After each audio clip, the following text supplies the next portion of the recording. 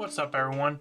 Today I'm bringing a deck profile on my Timelords. Now, Timelords is a very interesting deck. It's kind of like a Morphage, to where it's got a very high ceiling, but it's got lots of restrictions to really stop it from being good. And it's a deck that basically, whenever you battle, you can burn yourself, or not burn yourself, burn your opponent, return all their cards, do very big things, but they bounce themselves back, much like the Morphage kind of. So, without further ado, let's get right into it. First, I run Mission. Now, you're going to want to go in second with this deck, because the effects really only work if you do battle. So if you're going first, you can't even activate any of your monster effects, and you can't really do anything. So this is a going second deck. So Time Lords, they cannot be spell summoned from the deck, and if you control no monsters, you can normal summon them without tributing. They cannot be destroyed by battle or card effects, and you take no battle damage from attacks involving the Time Lords. Now all the Time Lords have that effect, so that sort of protection, cannot be special summoned. The secondary effect is where it differs. So at the end of the battle phase, if this card battled, have your opponent's life points, and once per turn during your standby phase, shuffle this card into the deck. So all the Time Lords have an effect that when they battle during the end phase, a certain effect happens where this one has your attack, but where other cards like the Sandion, which you run 3 of as well, Sandion inflicts 2,000 burn damage. So if you can somehow get a 1 Mission and 2 Sandions, or 2 Missions and 1 Sandion, that's an OTK right there, but that's not very likely considering they return during the standby phase. Also run 3 Raffion. Raffion, if it battles, inflicts damage to your opponent equal to the attack of one monster your opponent controls that battled this card. Also run the 1 Maiden. Maiden, if it battles, you can return as many monsters on the field as possible to the hand, other than this card. If you do, inflict 300 damage to your opponent for each card returned. So, like Sandion, that one burns a little bit. Also run 1 Lazion.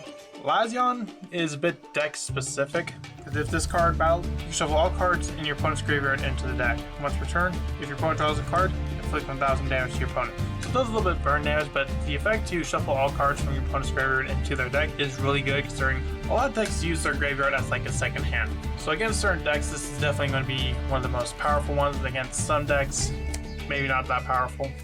I also run 3 copies of Time Maiden. Time Maiden is really cool. If you control no monsters, you can special summon this card from your hand. And this card can be treated as 2 tributes for the tribute summon of a Time Lord monster, and you contribute this card to add 1 Time Lord monster with 0 attack from your deck to your hand.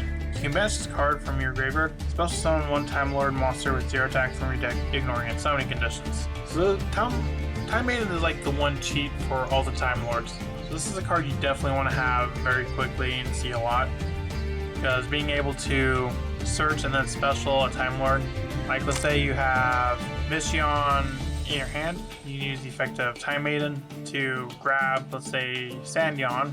Now you have Sandion in hand, you can banish it to summon the Sandion out, and obviously if you have no monster, you can summon the Mission, so you'll have both a Mission and a Sandion on field.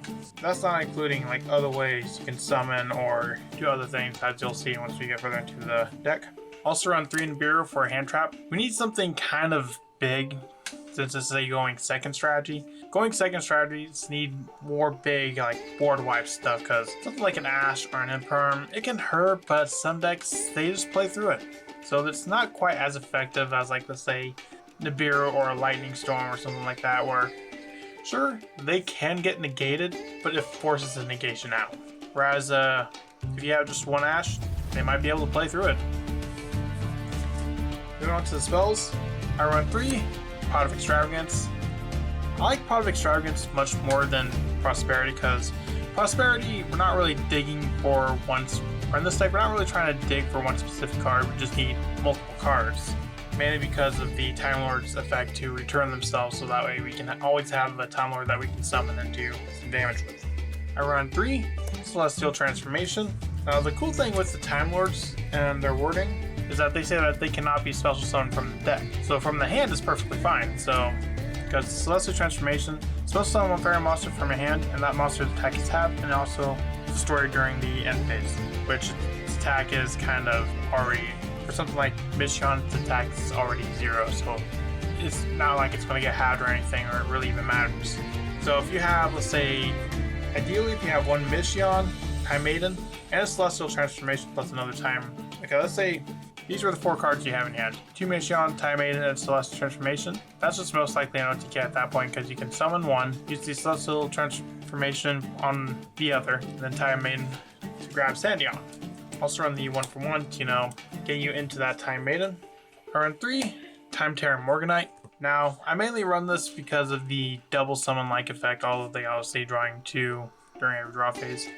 It can kind of interfere with cards like Nibiru, so it's kind of like an either-or situation, but the extra draw power as well as the extra summon is definitely very important. Also have B2 Mind Control, the 1 Change of Heart, and the 1 Snatch. Now, all just good going second cards along with the 2 Raigeki and 2 Lightning Storm. With this, they're basically almost always going to see some sort of like board wipe or way to have your opponent waste a negation on the ready.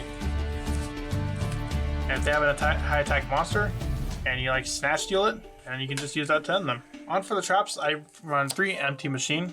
The first time this face-up card on the field will be destroyed by an opponent's card effect, it is not destroyed, and once returned you can activate one of these effects. Discard a level 10 to draw 1 card, and if this card is the only card in your spell and trap zone, target 1 Timelord monster in your graveyard, shuffle into the deck. Then you can set 1 Infinite Machine directly from your deck, which we also run 1 of. The unfortunate thing with like Infinite Machine and Infinite Light, they can only be activated by attributing or by sending one of the other empty cards or infinite cards. Like for Infinite Machine, it can only be activated by sending Empty Machine from your spell and trap zone to your graveyard.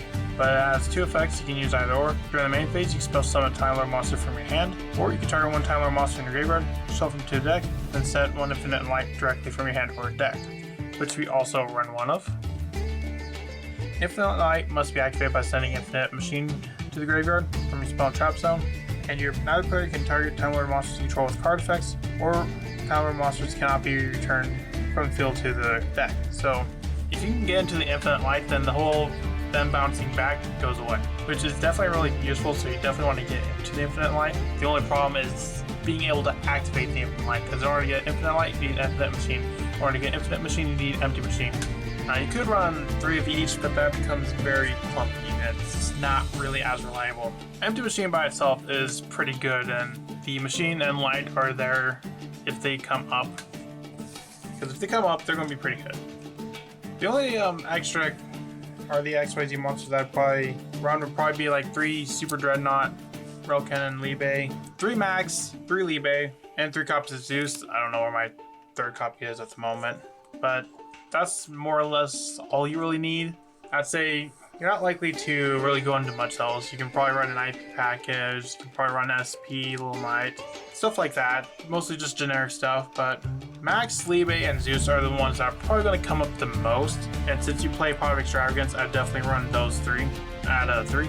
Because you can get 2 Time Lords onto the field, which with cards like Celestial Transformation, you could do, since that Time Lord is just going to get destroyed on end phase. You can overlay and then burn for some more damage. So that is a possibility. So I definitely run 3 Max, 3 Libe, and the 3 Zeus. The rest of it doesn't really matter too much. You can just do SP, access code, and just overall generically good cards. Let me know, what do you think of Time Lord? Do you think it's a pretty fun deck? Let me know in the comments and I'll see you in the next show, mate. Bye.